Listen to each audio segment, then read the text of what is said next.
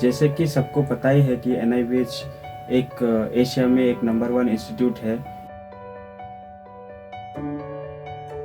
ये है ना एक सेल्फ मोटिवेशन, ये हमेशा हम सब के अंदर होना चाहिए। क्योंकि नहीं तो क्या होते, नहीं तो हम जितना भी लोग जितने भी मोटिवेट करें वो कोई काम नहीं, मतलब काम में नहीं आने वाले जब तक हम सेल्फ मोटिवेटेड ना रहे।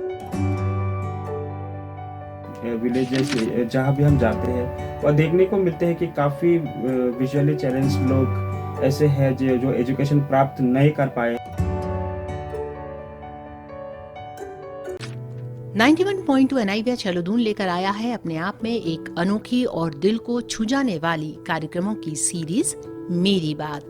उम्मीद है दोस्तों इस कार्यक्रम को आपका ढेर सारा प्यार मिलेगा और कहीं न कहीं हम सभी को जिंदगी को देखने समझने का नया नजरिया सिखला जाएगा ये कार्यक्रम। तो सुनिए प्रोग्राम मेरी बात के नित नए एपिसोड्स हर मंगलवार और शुक्रवार को सुबह 7:30 बजे व पुनः प्रसारण शाम 7 बजे।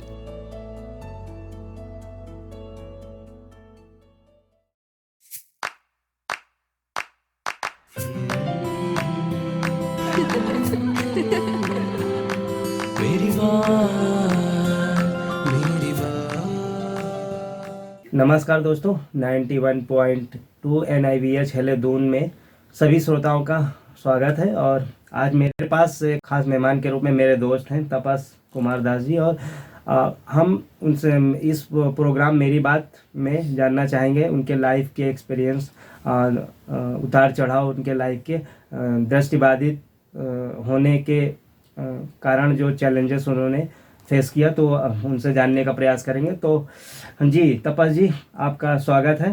जी धन्यवाद। ओके, सो सबसे पहले तपस जी, ये मैं जानना चाहूँगा कि आपकी पढ़ाई शिक्षा दीक्षा कहाँ से हुई, बताना चाहेंगे श्रोताओं को तो कृपया।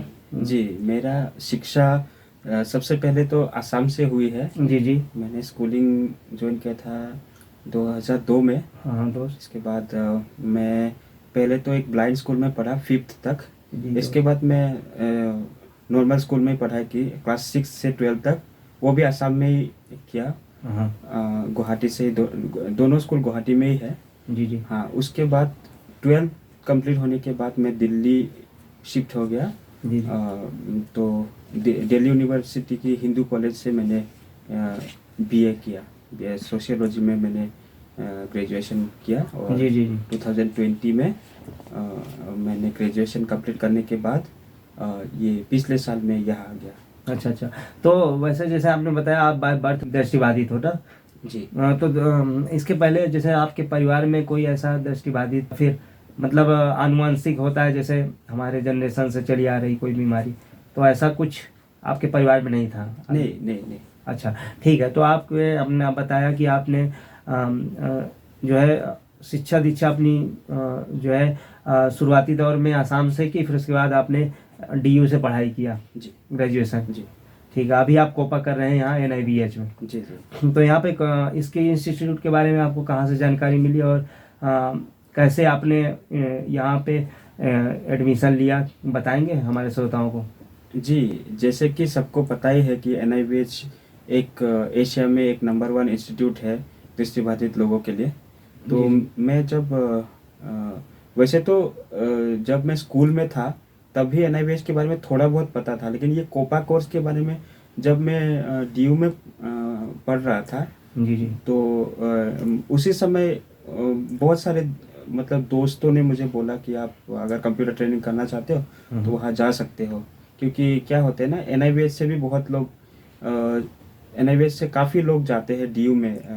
यहाँ से मॉडल स्कूल के जो बच्चे हैं पढ़ाई के बाद काफ़ी लोग DU जाते हैं, तो वो लोगों ने मुझे बताया। जी। अच्छा, यहाँ पे आप कोपा कोर्स कर रहे हैं, तो कोपा में आपको कैसा लग रहा है, और यहाँ से यहाँ के एनवायरनमेंट या एटमॉस्फेयर में आप कैसे कुछ को ढाल पा रहे हैं? क्योंकि यहाँ पे जैसे एनवायरनमेंट इसका ये पहाड़ी एरिया में जो देहरादून बसा है, तो यहाँ पे आप कैसे खुद को ढाल पा रहे हैं? ठीक है, आप अच्छा महसूस कर रहे हैं और क्या क्या नया सीख पा रहे हैं यहाँ से?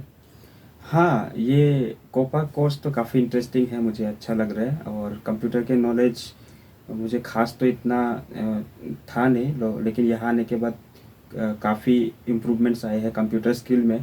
और आप शायद मौसम के बारे में कुछ जानना चाहते हैं कि यहाँ हाँ, मैं हाँ, एडजस्ट हाँ। कर पा रहा हूँ कि नहीं। हाँ हाँ जी, असम का मौसम और यहाँ की मौसम लगभग सेम ही है, तो उस पे तो ज़्यादा मुझे फ़र्क फील नहीं हो पा रहा है। जी जी जी हाँ, तो मैं एडजस्ट कर पा रहा हूँ।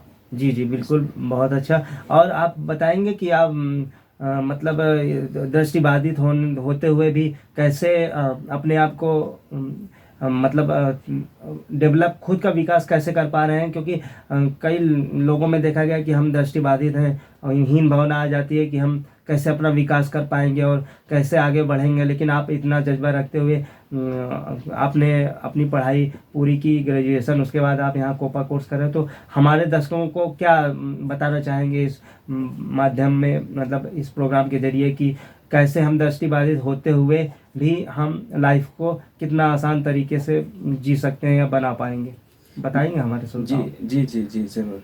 ये देखिए, जो अप्स एंड डाउन्स, ये तो मतलब सभी के लाइफ में आना ही है और आते रहते हैं। जी जी बिना अप्स एंड डाउन्स तो लाइफ मतलब लाइफ इज़ नथिंग, है ना।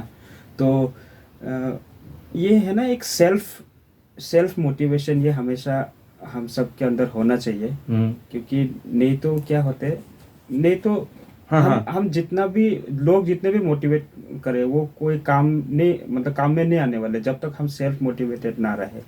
अच्छा, मैं आपसे सेल्फ मोटिवेशन का तात्पर्य समझना चाहूँगा, तो श्रोताओं को थोड़ा एक्सप्लेन करके बताइए क्या ऐसा करें, वो जो दृष्टिबाधित लोग हमसे जुड़े हुए हैं, तो ऐसा क्या वो सेल्फ मोटिवेशन के क्या माध्यम हो सकते हैं, कैसे वो खुद को मोटिवेट करें, अपने खुद से कैसे मोटिवेट करें, ये आप बताएंगे थोड़ा। जी जी जी ज़रूर ज़रूर।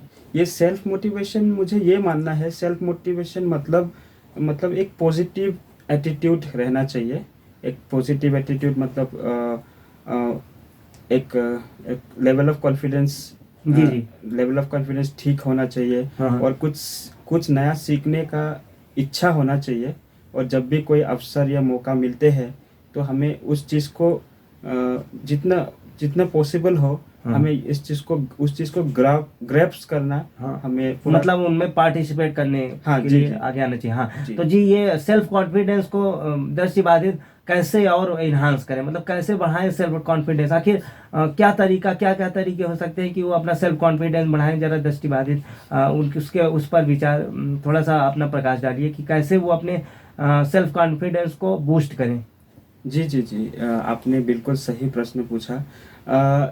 देखिए, अभी 21st सेंचुरी में हम सब हैं। जी जी तो अभी तो टेक्नोलॉजिकली भी दुनिया काफ़ी एडवांस हो चुके हैं। हाँ हाँ बिल्कुल तो बिल्कुल दोस्त। मतलब बहुत आसान हो चुके हैं। अगर हम चीज़ों के बारे में, हमें तो एक इच्छा होना चाहिए, और हमें जितना पॉसिबल हो हमें ये कोशिश करना चाहिए कि हम चीज़ों के बारे में जहाँ से भी हो जानकारी, मतलब जानकारी हमें हाँ हाँ इकट्ठा करना चाहिए। और जितना भी पॉसिबल हो अच्छे अच्छे लोगों से हमें जुड़ने के लिए कोशिश करना चाहिए।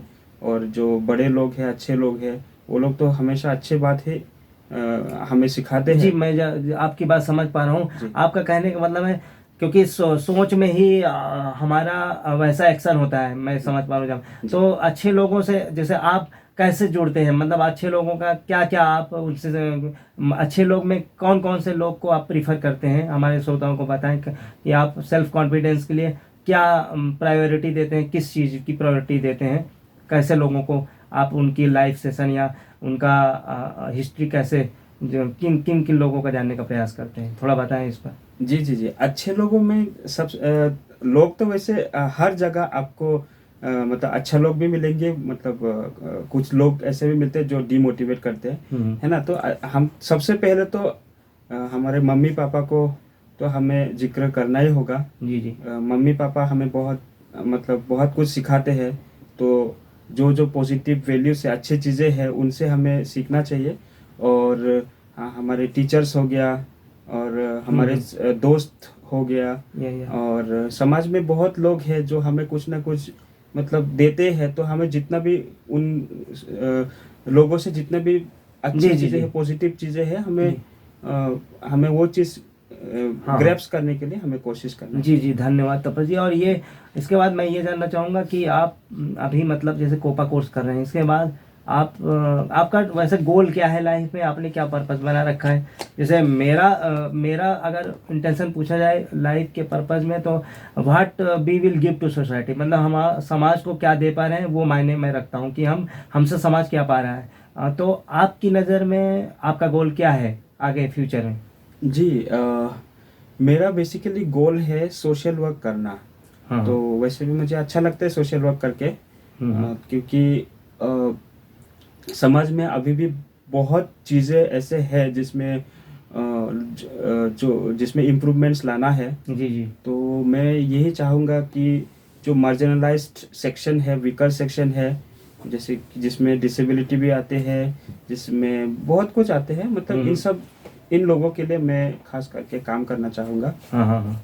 तो ऐसा इनिशिएटिव आपने बना रखा है कि आगे चल के दृष्टिबाधिता में भी आप योगदान देंगे, मतलब समाज में जो दृष्टिबाधित वर्ग है उसके विकास में आप सोशल वर्क कुछ एक दो पॉइंट्स बताएंगे क्या क्या हो सकते हैं दृष्टिबाधित लोगों को लिए, जो आप काम करेंगे सोशल वर्क, वो क्या क्या हो सकते हैं, कि कौन कौन से पॉइंट में आप उनको मजबूत करेंगे? जी जी जी, मैं एक चीज़ चाहूँगा कि अ, ऐसे समय आए कि एक भी ऐसे दृष्टिबाधित लोग ना रहे जो जिसकी एजुकेशन ना हो। हाँ हाँ, अभी बहुत हम अच्छा है ना, जी दोस्त। हाँ यहाँ पे तो शहरों में शायद अवेयरनेस लोगों के अंदर है, जिसकी वजह से मतलब जो दृष्टिबाधित लोग हैं वो मतलब एजुकेशन प्राप्त कर पाते हैं। लेकिन हमारे देश बहुत बड़ा देश है, तो गांव में जब हम जाते हैं, जितने इंटीरियर विलेजेस जहाँ भी हम जाते हैं, वह देखने को मिलते हैं कि काफ़ी विजुअली चैलेंज लोग ऐसे हैं जो एजुकेशन प्राप्त नहीं कर पाए, जिसकी वजह से उन लोगों को इग्नोरेंस काफ़ी फेस करना होता है। तो मेरा एक इच्छा है कि ऐसे दिन आए कि एक भी डिसेबल फील्ड से, खास करके विजुअली चैलेंज्ड, एक भी ऐसे ना रहे कि जिनको इग्नोरेंस की फील करना पड़े। हाँ हाँ जी बिल्कुल।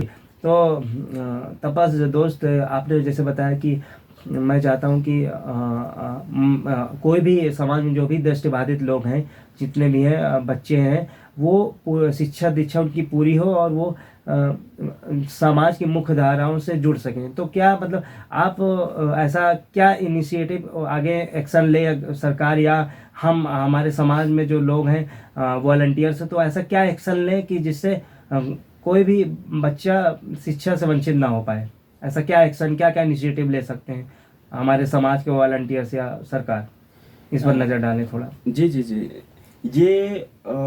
ये स्टेप लेना वैसे तो इतना आसान नहीं है। जी जी। लेकिन हाँ, कलेक्टिव एफर्ट्स के साथ जब हम कोई भी काम करते हैं तब ये पॉसिबल हो पाते हैं। तो ये पॉसिबल हो पाएगा, थोड़ा टाइम लगेगा। मैं अभी तो शायद मैं बता नहीं पाऊंगा कैसे करूंगा, लेकिन हाँ, ये स्टेप बाय स्टेप प्रोसेस है। एक तो हाँ हाँ जी। थोड़ा मैं शुरू करूंगा मेरे कम्युनिटी से, क्योंकि जी बिल्कुल बिल्कुल, कि मतलब हमारे साथ के जो हैं उनको भी मोटिवेट करके आप एक कम्युनिटी बना के वॉलंटियर्स की तरह आप आगे आएंगे, और उन दृष्टिबाधितों को एक सर्वे के माध्यम से आप जानने का प्रयास करेंगे कि कहाँ कहाँ लैकिंग हो रही, कहाँ कहाँ लोगों को शिक्षा नहीं पहुँच पा रही, या रूरल एरियाज में भी। वैसे तो आप तो रिमोट एरिया में भी आप जिस तरह से टेक्नोलॉजी विकास दर पर है, तो मुझे नहीं लगता कि बहुत समय लगेगा हमारे रूरल समाज को टाइम मतलब विकसित होने में। मुझे जहाँ तक लगता है, आपका क्या अनुमान है कि आगे टेक्नोलॉजी आने के साथ कितना समय और लग सकता है ये पूरा, जैसे आपने बोला कि सबको एजुकेटेड हो, मैं चाहता हूँ सारे दृष्टिबाधित को, तो आपको क्या लगता है कितना प्रोग्रेस हो पाएगा? आपको क्या लगता है? जी जी, इसमें टेक्नोलॉजी एक बहुत अहम बहुत प्राइमरी रोल निभाते हैं। क्योंकि क्या हो गया ना, अभी मतलब टेक्नोलॉजी इतना रैपिडली ग्रोथ हो चुका है कि इसमें हम टेक्नोलॉजी की काफ़ी हेल्प ले सकते हैं। कि जैसे कि हर गांव में कोई ना कोई तो सोशल मीडिया से जुड़े हुए हैं। हाँ हाँ। और कोई ना कोई तो शायद ही कोई ऐसे कोई गांव है जिसमें मतलब जैसे स्मार्टफोन वगैरह ना हो। हाँ हाँ, तो तो हर उनके हर पास टेक्नोलॉजी, हाँ हाँ जी हर गांव में स्मार्टफोन यूज करते हैं और मतलब जी चीजों जी, के मैं बारे में आपकी बात aware समझ है, पा रहा हूँ तो तपस दोस्त। हाँ आपके कहने का मतलब है टेक्नोलॉजी इतना फास्ट से विकसित हो रही है जिससे लोगों में ज़्यादातर लोगों को अब आज के समय में नॉलेज जानकारी मिल जा रही है सोशल मीडिया के माध्यम से। जी जा- जी जी ना, जी ठीक है, तो आपने बहुत अच्छा इसको मॉडिफाई किया, एक्सप्लेन किया। और इसके बाद मैं आपसे ये जानना चाहूँगा कि जैसे जो समाज में जो अभी ये PWD एक्ट, ये जो हमारा 1995 का PWD एक्ट है और उसके बाद 2016 का PWD एक्ट है, तो इसमें जो सुधार हुए हैं या जो भी विकलांगता या दिव्यांगता बढ़ाई गई है, तो इस पर प्रकाश डालिए। और आज के समय में उसको कितना पालन हो रहा है, उसका कितना PWD एक्ट का क्या रोल है इस समय मौजूदा समय में, तो वो उस पर आप प्रकाश डालिए थोड़ा। जी जी पंकज जी, ये जो एक्ट है 2016 में जो एक्ट पास किया गया था, हाँ उसमें तो उसमें डिसेबिलिटी के बारे में बहुत चीज़ें मतलब जी जी हाँ तो काफ़ी इम्प्रूवमेंट्स लाया जा सकते हैं। हाँ, तो तपस जी हमने काफ़ी चर्चा किया, मतलब आपने अपने से अनुभव शेयर किया दृष्टिबाधिता पर। तो आपसे मैं ये जानना चाहूँगा कि आप हमारे श्रोताओं को अपनी हॉबीज़ के बारे में, आपको फ्री टाइम में या जैसे भी आपको क्या क्या चीज़ें नया कुछ सीखने का क्या आपको इच्छा करते हैं, या अपनी हॉबीज़ के बारे में हमारे श्रोताओं को थोड़ा सा ओवरव्यू दें। जी मेरा हॉबीज़ तो काफ़ी सारे हैं, जिसमें से खास करके मुझे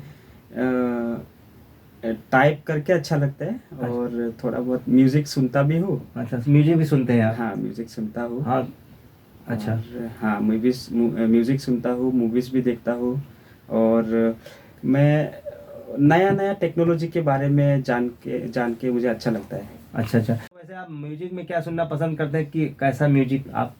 म्यूज़िक में मैं सब लगभग सभी तरीके की म्यूज़िक सुनता हूँ, अलग अलग भाषाओं की, नया से लेकर पुराना। अच्छा, आप आसाम के हैं जैसे, तो आपको आसामीज कोई म्यूजिक हमारे श्रोताओं को सुनाना चाहेंगे? असमीज म्यूज़िक, या अच्छा असमीज गाना, हाँ हाँ बिल्कुल। जी जी, तो प्लीज़ आप थोड़ा सा अपना जो है म्यूजिक हमारे श्रोताओं को सामने प्रदर्शित करें। जी जी, असम का एक बहुत पॉपुलर सिंगर है, फेमस है काफ़ी, जुबिन गर्ग। उनका गाना वो हिंदी में भी काफ़ी गाना गा चुके हैं। अच्छा, मैं अच्छा। उनके एक गाना थोड़ा गुनगुनाना चाहूँगा। हाँ बिल्कुल 2-3 बिल्कुल लाइन। बिल्कुल, हमारे श्रोता इंतजार कर रहे हैं। जी जी जी। বিচাৰিছো মাথো এবাৰ আহি দিয়া দেখা জীৱনৰে শেষ নিশা, জীৱনৰে শেষ নিশা।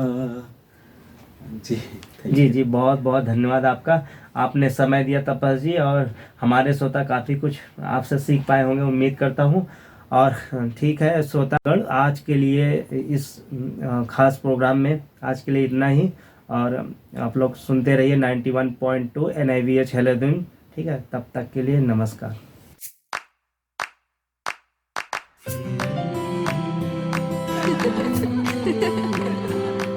मेरी बात आशाओं की दीप जले एक नई राह संग चले, मिल रही है खुशियों के ये खजाने, जीवन में सच्चा साथ मिले आओ हम तुम, परवाज भरे सतरंगी से सपने हुए सुहाने, दिल की बातें दिल से सुनाने,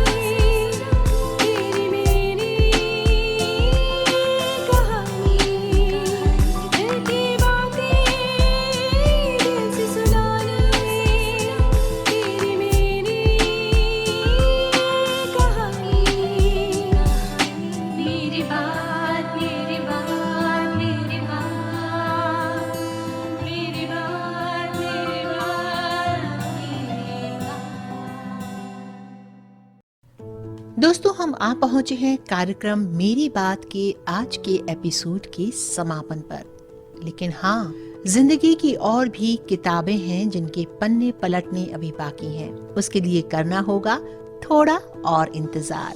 कार्यक्रम मेरी बात, जिसमें सुनते हैं आप दिव्यांग जनों के जज्बात, हर मंगलवार और शुक्रवार सुबह 9 बजे, पुनः प्रसारण शाम 7 बजे। ऐसे ही बने रहिए 91.2 NIVH हेलो दून के साथ। नमस्कार।